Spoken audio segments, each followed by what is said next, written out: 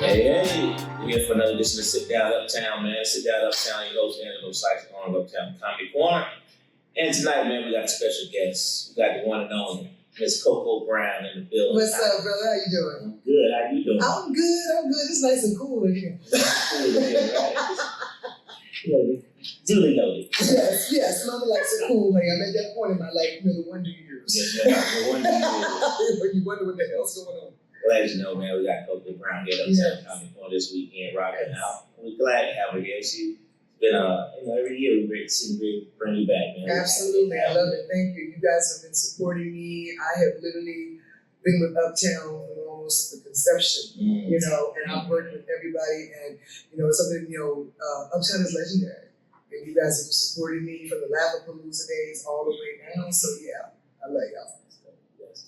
So, CoCo, the way I like to do the show, I always like to start by getting back this. Okay. We're going to take a trip way back. Oh, Lord, okay. Yeah. We want to learn about the young Miss Bear Brown. Who are you calling my girl? Yeah.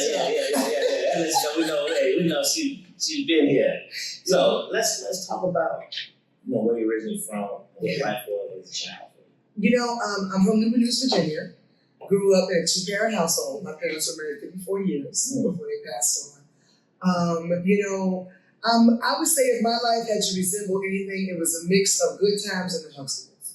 Wow. Because, my parents were middle class. My mother was a teacher. My father worked at a shipyard.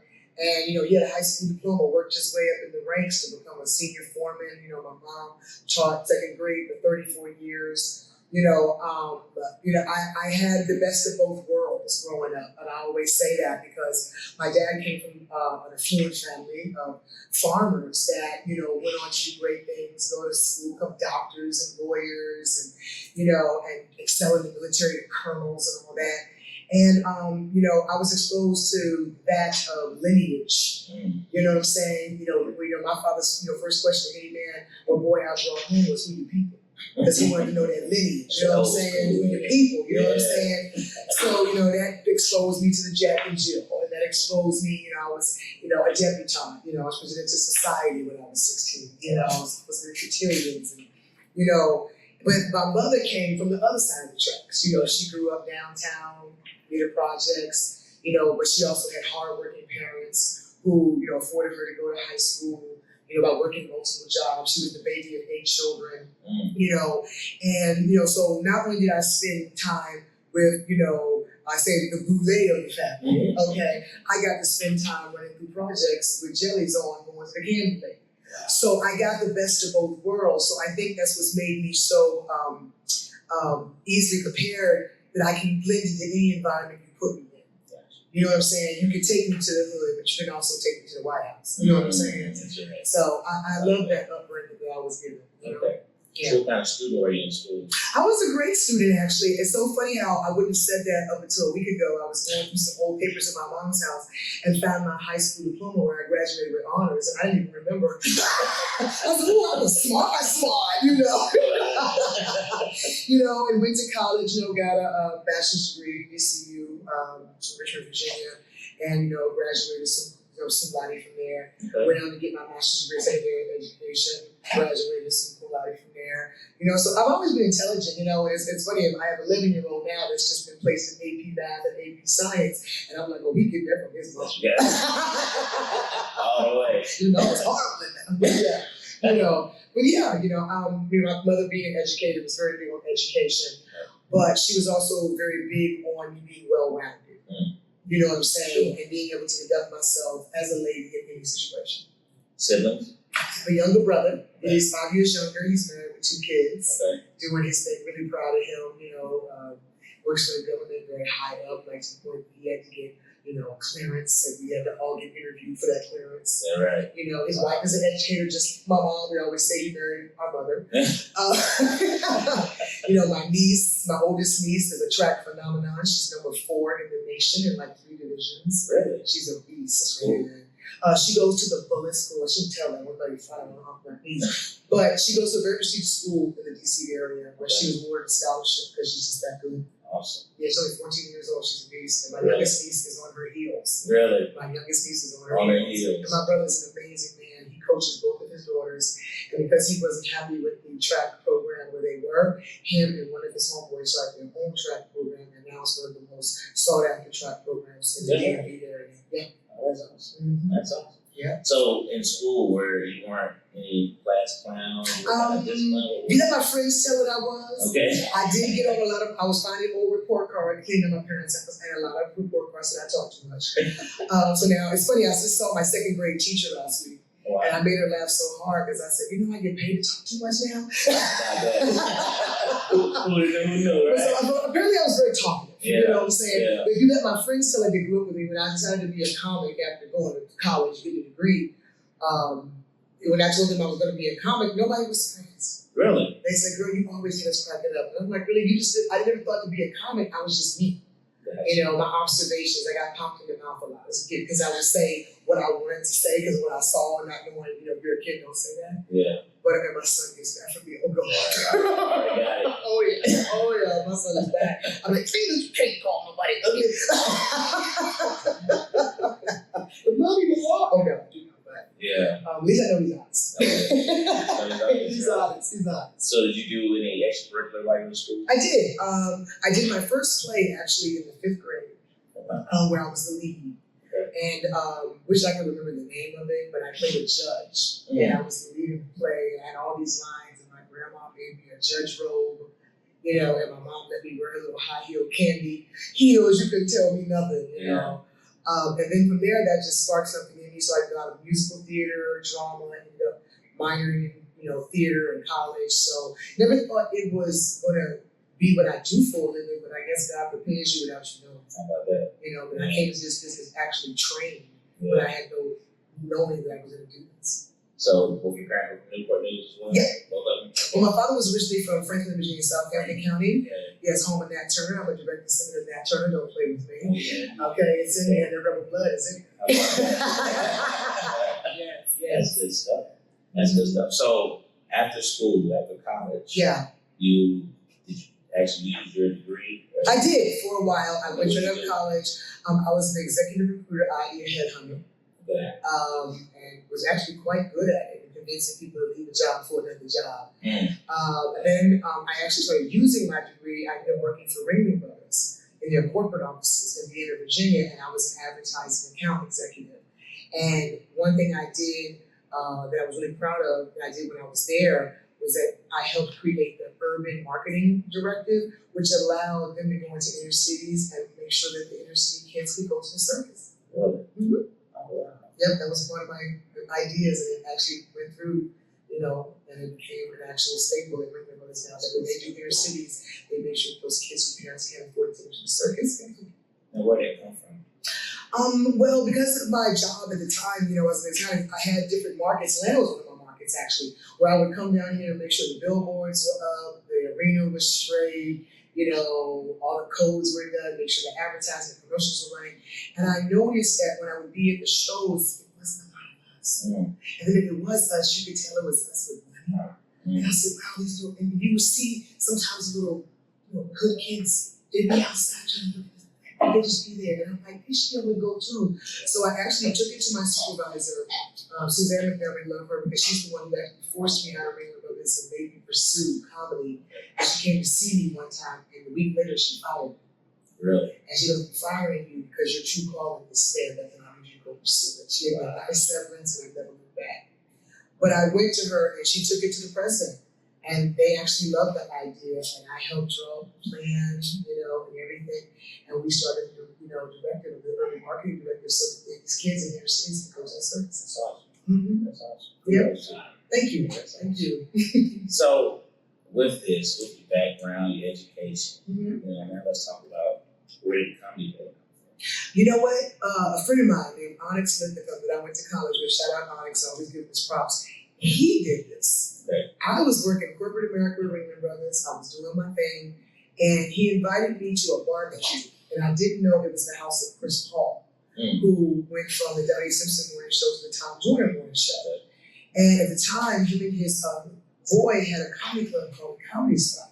Now, mind you, I'm just at the barbecue doing me, and by the end of the night, his manager walked up to me and said, "You ever thought about doing stand-up?" And I was like, "No." And he was like, "No, you like naturally funny. You should come to open mic."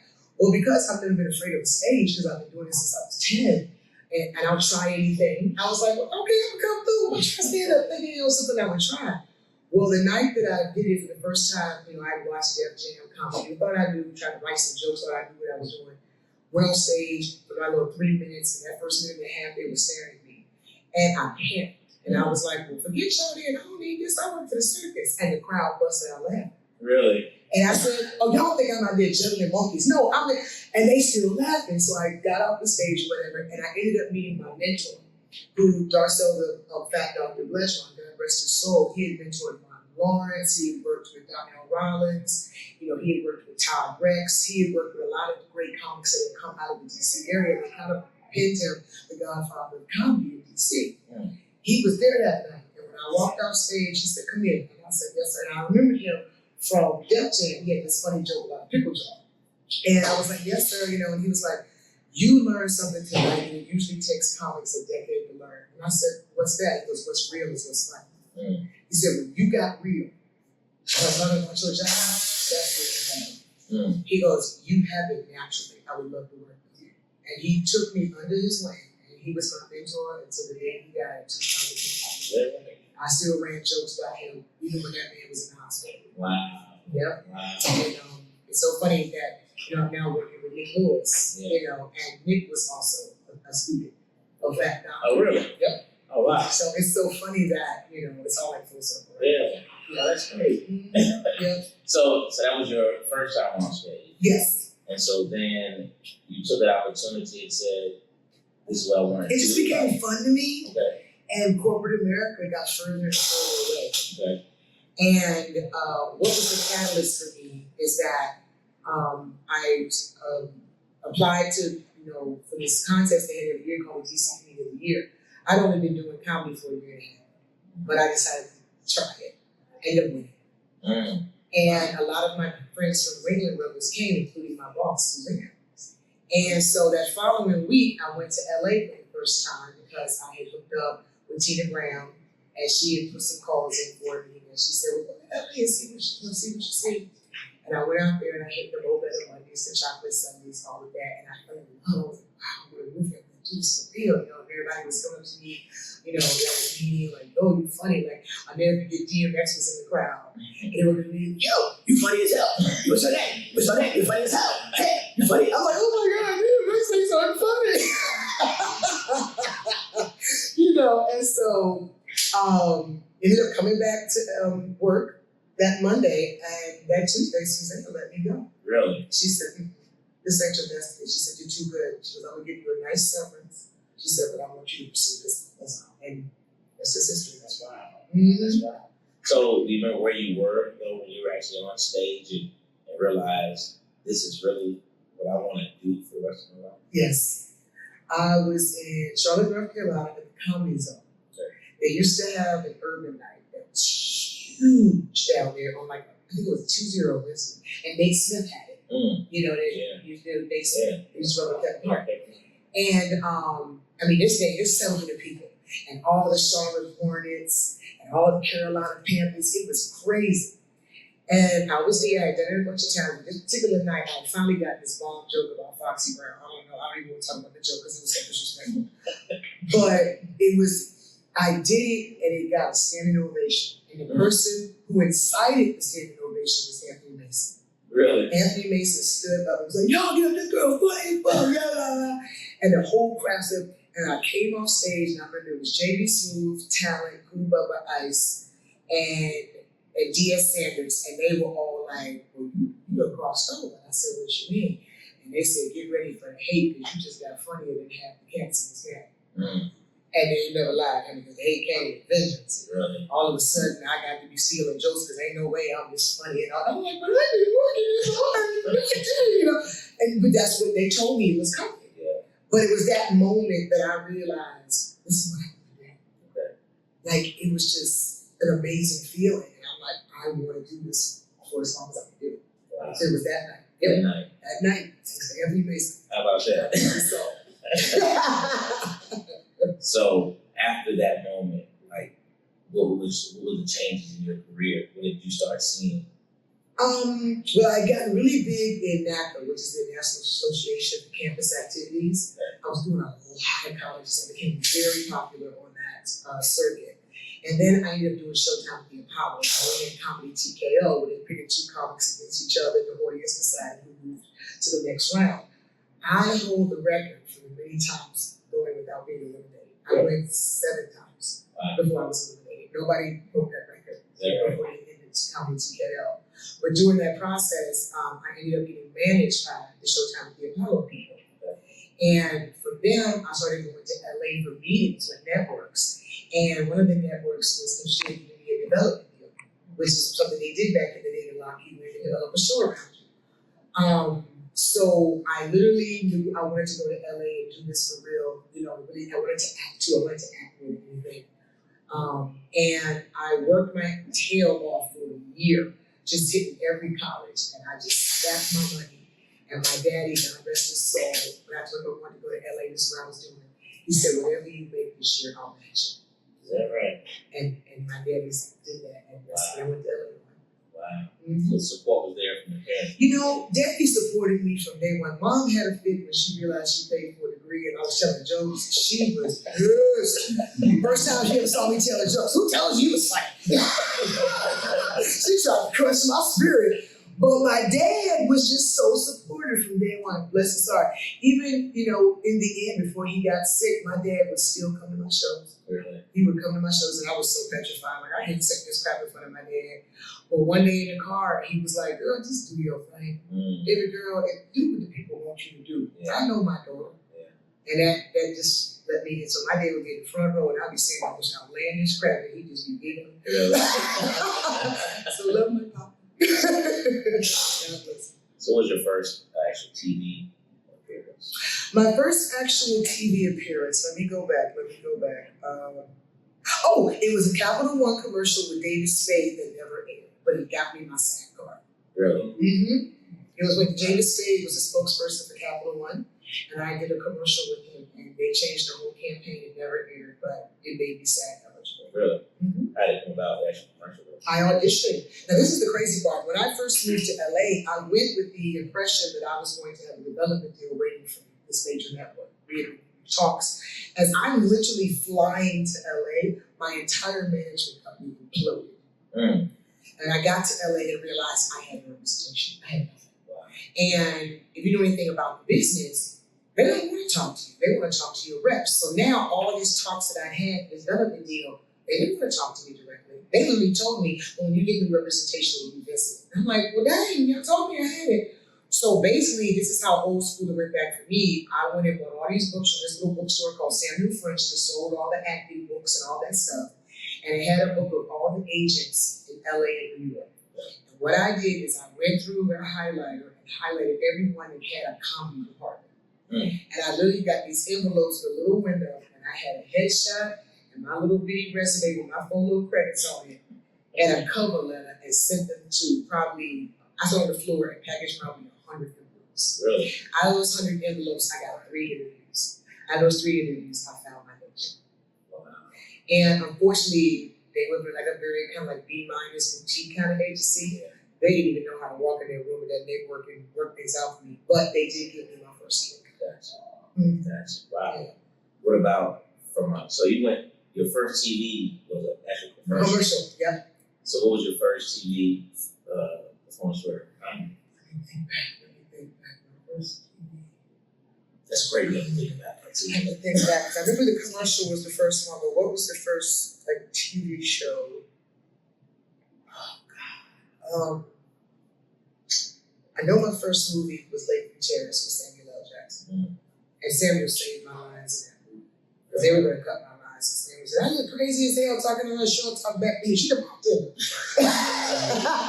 So shout out Sam Jackson, because he saved my 3 little lines.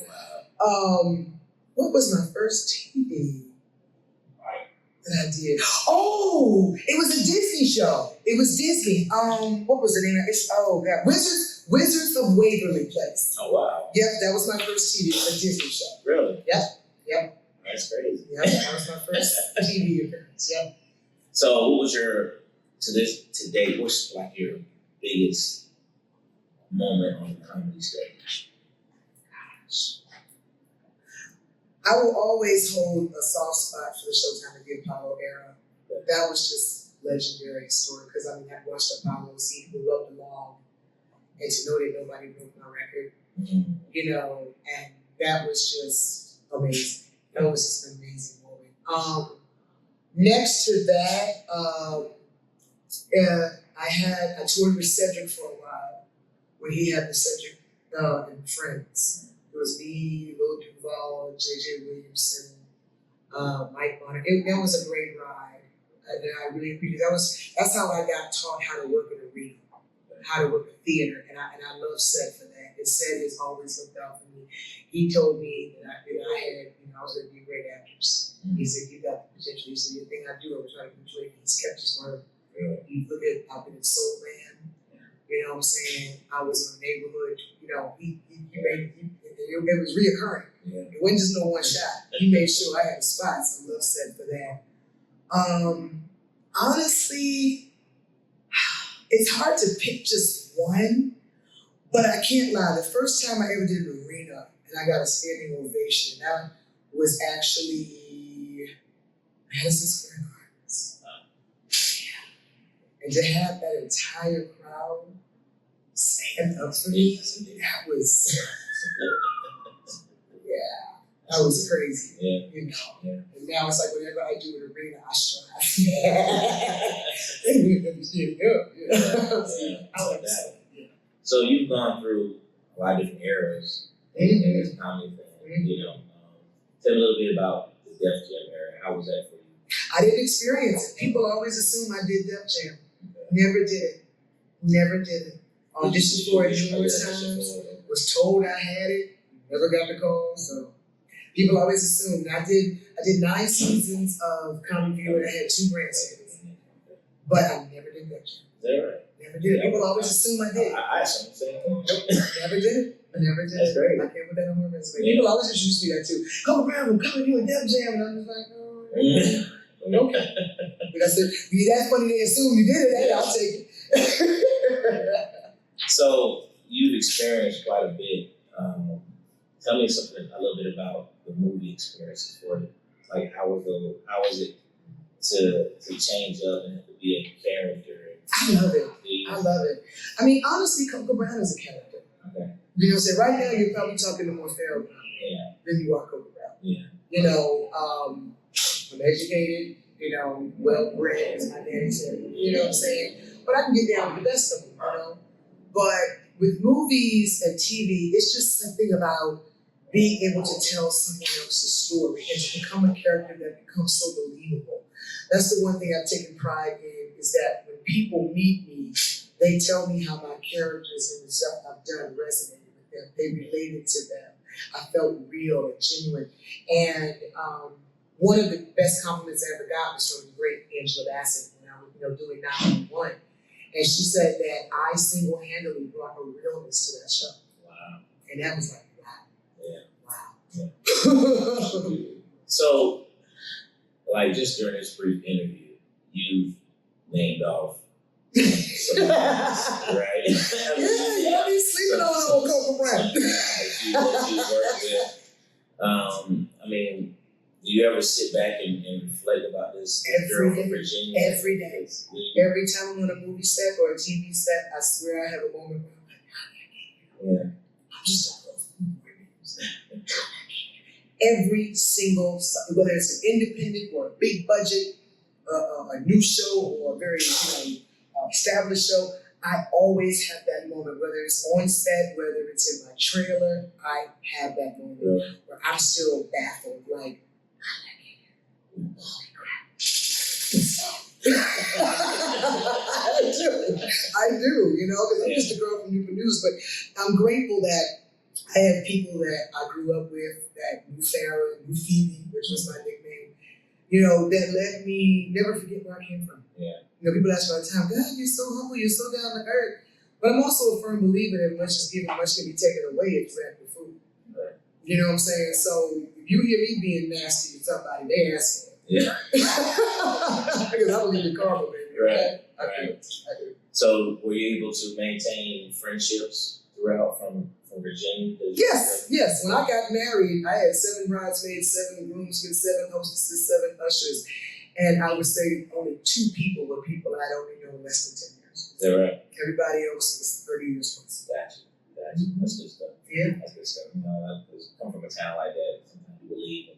You know, there are people that I was cool with that we're not as close, but they still come to my shows and support me. And then I've got my ride or dies. Okay. You know, if I go home and I have a moment of freedom, I'm at one of their houses. Okay. You know, and we playing cards, we playing Uno, we bugging out, and I hear help.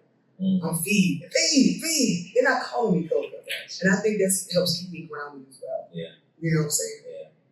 Do you have a preference between the movies and TV? The checks. The checks are different. I mean, the checks can be very different in that. I think I really enjoy doing the sitcom. Okay. Because you just get to be this person for a matter of weeks or months, and you get to play and create and all that. Movies, you have a set amount of time that you're done and you're right. Mm-hmm. Whereas sitcoms, you get to evolve and change the character, play with the character, give it more layers, have fun with her. You know, when I look at, for better or worse, I did with Tyler Perry for 6 seasons, how Jennifer started and how she ended with like sections of her. And it's because, TP let me evolve from it. TP. TP. TP. Going to my next question in terms of what is your Tyler Perry experience? I learned a lot. Okay. I learned how to learn scripts very fast. Okay. Because Tyler's going to have you shoot 3-4 episodes a day. So I learned how to learn lines very fast. But it also helped me also to know that, okay, I learned the lines, but then I developed the character. So once I learned the lines, I can really delve into my character. I was shown and I learned that when you are a person of that much power, you can't be nice. You can be polite. But you have to demand respect in every aspect, every move you make. It has to be one of humility, respect. Yeah. And sometimes it just not gonna like you. And it's okay. Because nobody in power ever got there by being nice. How about that? How about that? Okay. That's not true for that. Yeah, it's hard. Sometimes you gotta remind them who you are. Yeah, absolutely. No doubt. So with the Tyler Perry experience, did that kind of catapult you more, or were you? I think, it created a fan base that's very loyal. There are people that still call me Jennifer from that character, or they call me Lydia from Single Moms Club. Right. I think that'll forever be, a badge of honor of mine. Yeah. It prepared me because I get on other sets and when everybody's still struggling with their lines, I've had my lines down for 2 weeks, and I'm playing with the character, I'm developing the character. I'm developing the character. So it also put me out there, in terms of, I can do multi-genres. I'm not a one-note actress. You can check my bio, my resume, my body of work. I've done everything from Nickelodeon and Disney to Stars and Fox and FX. I've done BET, I've done TV One, I've done Freeform, I've done Hallmark. You know what I'm saying? So I'm not a one-note actress, and I take pride in that wherever you put me, I'm going to adjust, adapt, and I'm going to show out. Gotcha. Absolutely. So think about all the things you just named. Where does comedy still sit on your platform? Comedy now is, honestly, my happy place. Okay. There was a time that comedy was a means of getting chosen. I had that pick me mentality. Every time I went on stage, it was pick me, I'm funny, look at me, pick me. And then I got picked. And I started working in TV and film, and people started wanting CoCo Brown, and then I started seeing auditions and said a CoCo Brown type. And I said, snap. Wow. And then it shifted where comedy, because when I first started comedy, it was so much fun. It was like my happy place. Until people got in my ear and said, now you gotta try to get a sitcom. Now you gotta try to get movies. Now you gotta try to be seen. And you gotta go to LA and New York, try to be an agent. It became this whole process of levels. But now, because I have all that and I'm a working actress, comedy now has become my happy place again. And when I go on that stage, I have nothing to prove other than I have a place to release, vent, purge, and go home lighter. Real talk. Real talk. That's why a lot of times, I'll have a show, the crowd can be a little crazy. Yeah. And I realize I'm fighting this crowd. Oh no, now I'm Coco Brown, honey. Okay, well, y'all have a good night, because I'm good. I'm so good. Right. And there used to be a time that I'd be up there like, listen to me, look at me. Now I'm like, child, please. I would recognize who I am. Google me. And sometimes you gotta remind yourself who the hell you are. Yeah. Sometimes it takes that moment, that humbling moment of, a situation happening like that, where you have to say, you know who you is. Right. You ain't gonna do anything. You've been picked. You've been chosen. Exactly. I don't cast my pearls amongst lions. Yeah. No matter. No. So what was your challenges from a female standpoint in the comedy world? You go through the phase when you first get in the game that they all try to screw you. Yeah. And then when they realize you don't play that game, or if you do, you're not playing the game to win in the game, you're doing it because you just want to screw somebody. You might have had a crush on them and it was hot or whatever. Then I've noticed that if you are funny as a female, they tend to, it's funny, all my beefs in this game have been with men. Really? Which is the craziest thing to me, because I'm like, unless you don't go titties and wear, we're not in competition with each other. I'm not in competition with you, but I've had a lot of men come for me, but I've also been told I don't tell jokes like a girl. But I'll also tell you I was raised by wolves in this business. All my mentors were dudes, and they didn't let me just get up there and be cute and show some titties and be cute and tell some bullshit sex jokes. They didn't let me. They made me step up. I remember a night I was at Boston Comedy Club in New York, and Talent and Wilson Vince had this night. I drove all the way up from Maryland to do my little 7 minutes, because that's how dedicated I was. And I put so many miles in that little Honda, driving up and down the coast. And he had called me and said, hey, you want to get down Sunday night? No, I got to be at work on Monday morning. But yeah, drove all the way up there. So I'm thinking he's going to put me on early, because I drove up from, Maryland. And I'm just watching him put up Mike Epps and Freddie Ricks and Wilson Vince and Mike Yard. And I'm like, what are you doing? I'm about to go home. He's already not you going up after him. I'm like, no, I'm not. I can't follow him. And Talent literally took me like a dude and grabbed me and said, look, you want to be a comic, or you just want to be a cute bitch up here saying bullshit? I want to be a comic. Get up there and do what you got to do. And it was like, that moment, he took all the fear out of me of who I followed. Wow. And I thank him for that every time we work together. That he took that fear out of me, that I don't care that I have followed some greats, I have followed some heavy hitters and ripped, because there's no fear in me. I know who I am, I know what I can do, I know what bits hit, I know which ones I can go to. If I got 3 minutes, I'm gonna hit you with my clothes and bam, we out, whatever. So I always say I was raised by wolves, but it's so funny that the minute you get funny like that, or you don't tell jokes like a girl, whatever, they always try to stigmatize us as either we're stealing jokes or we're sleeping with somebody writing our jokes. Wow. That's the biggest dilemma I've dealt with. And I'm like, I ain't doing it either. I'm just out here raised by wolves. And these dudes that believed in me and saw the potential in me and weren't trying to screw me, took me under their wing and taught me the game. They just taught me as the masculine man. They taught me I was a little masculine. I had to find my femininity at some point, because I was on stage acting like a female earthquake. They said, come around, just jump off the stage. I was a little crazy at one point, but yeah. That's wild. So let me ask you this question.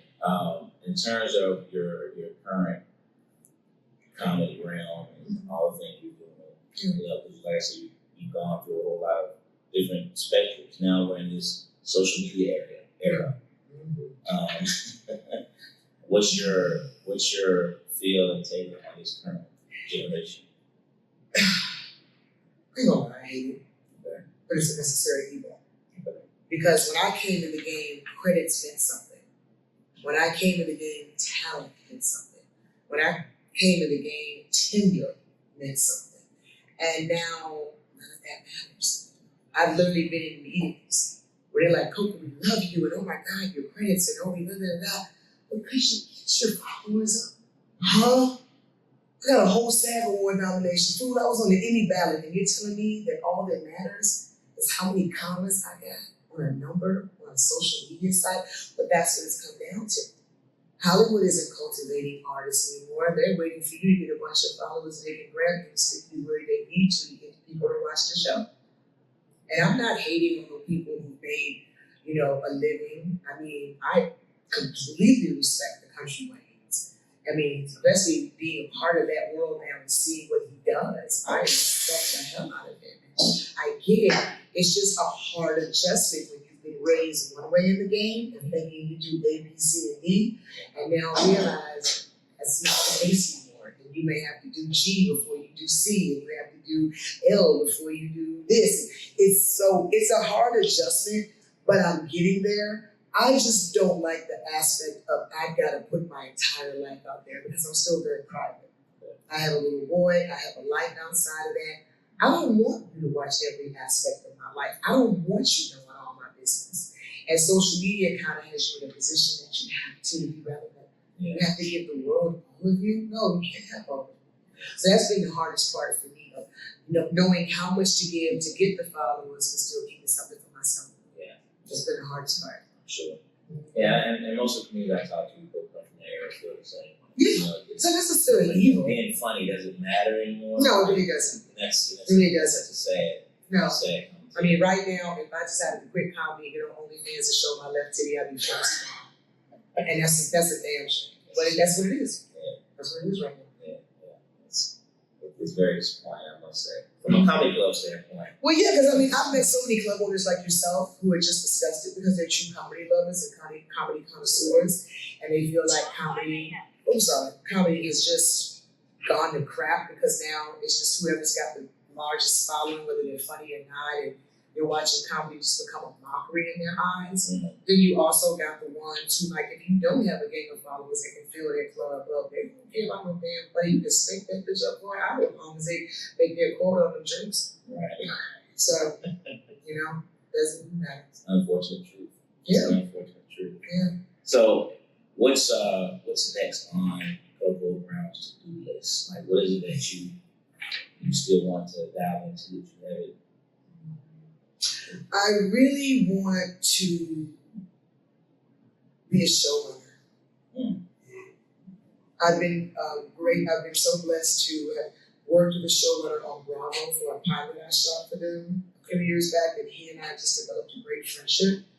And he's always, calling and throwing ideas. And I just mentioned to him about a year ago, I said, I would love to be a showrunner. Could you teach me what that's about? And he was like, hell yeah. So he's pretty much taking me under his wing and he's teaching me the whole show running thing. Because honestly, I love this aspect of the business, of course, but there's more. I've written shows and I'm like, I would love to see a show that I've written come to fruition and be a showrunner, be a Courtney Kim. Mm. You know what I'm saying? Sure.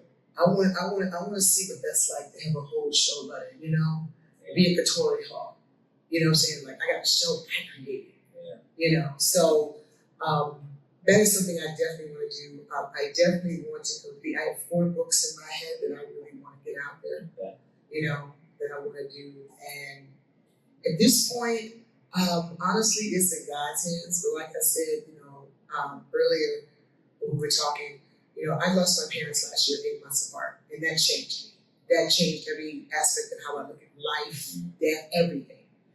And going through the whole process of being their caregivers and then from their death, taking care of their estate and having to go through personal files and discover stuff with your family and deal with that. And, I was still trying to do this whole chasing my dream thing too or whatever. And God sat me down. Like he sat me down. He gave COVID, it wouldn't go away. And he spoke to me and he said, I don't want you to do anything until this is complete. So right now, I don't know what the other side of the strike's gonna look like, what the other side of this is gonna look like when I settle my parents' estate. But I see the pieces of the chessboard.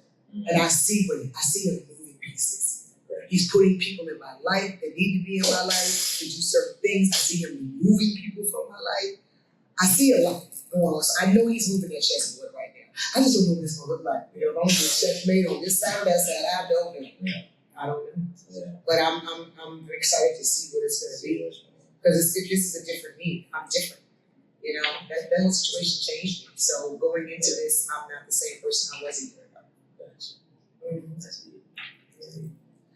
CoCo, I got one last question. Okay. This will be a break, by the way. So I do a top 5 of my classic conversations. It's not comedy related. Okay. I never Okay. asked me to do a Okay. sound do a top 5 of that stuff. Oh, please don't ask me the top 5 comments. You ain't gonna have me out here doing shit. I ain't doing that. I won't do that. I won't do nothing comedy related. Please don't do that to me. You see what happened to Steve Harvey. When he asked about who you think ain't funny, I said, oh my God, dude, what are you doing? I was like, bro, you Right. start war in these streets. Yeah, So straight we up. BMF for real. The BMF of comedy. BMF comedy. So, give me your top 5 R&B songs of all time. Oh my God. Human Nature by Michael Jackson. For the Love of You. No. Voyage to Atlantis by the Ozzy Brothers.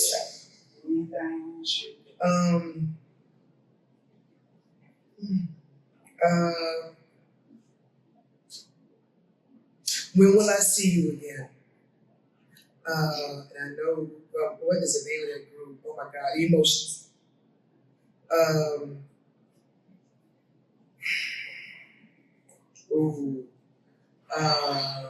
September by Earth, Wind and Fire. I guess you could see that an R&B song, not slow jams, but R&B. Okay, that's 4. And I would say my 5th one would be, what would be my 5th one of all time? Oh God, it's so hard.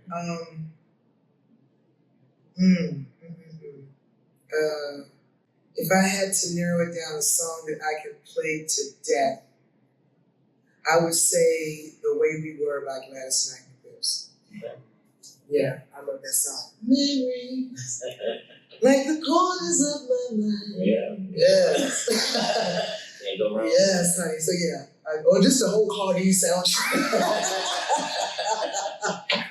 Exactly. But yeah, and I'm old school. You know, I used to ride around with my dad when he had a little MG with an 8-track in it. And then, you know, my cousin Reggie was a DJ, so I constantly sat in the room. He lived with my grandmother, so I was sitting in the room while he was mixing and playing his records. So I knew all about Function, you know, and Cameo and all that growing up, you know. And then my grandmother was big on gospel, so I listened to Charlie Brown and Mahalia. You know, then my mom was all R&B, you know. She wore a Gladys Knight album out. You know, and my dad, you know, he was all about the Temps and all that, you know, Four Tops, all that. So I mean, I was exposed to a lot of different music, but yeah, if I had to do my top 5 songs that are in heavy rotation, it would be those. Those. Those are the those. You say, I see you. I thought you were going to do Babyface. You were with the original. No, you forget to make those originals, you know? Yes, that's my joy. My mother played that so much. Yeah. Like she played like every Saturday when she played. Yeah. And she'd have it on repeat. Like, you know, when the record would stop and go back to the beginning, you know, come down again. It would be like 20 times. And I'm like, Mama, I'm Jesus, so dumb, you know. So, yeah. Well, CoCo, I just want to tell you thank you for taking time out for this interview. This has been absolutely great. This has been great. Thank you, man. Like you said, you did this. You don't never talk much when I see you. I see this little man just floating around. You guys make me come on my shell a little bit. I love it. You're a great interviewer. Can I put that out there? Great interview. I appreciate that. So yeah, keep it going. We'll do it. All right. Great artists like you come through, can't do it. Hey, this has been another edition of Sit Down Uptown with our lady CoCo Brown. That rhymes. How about that? In the building.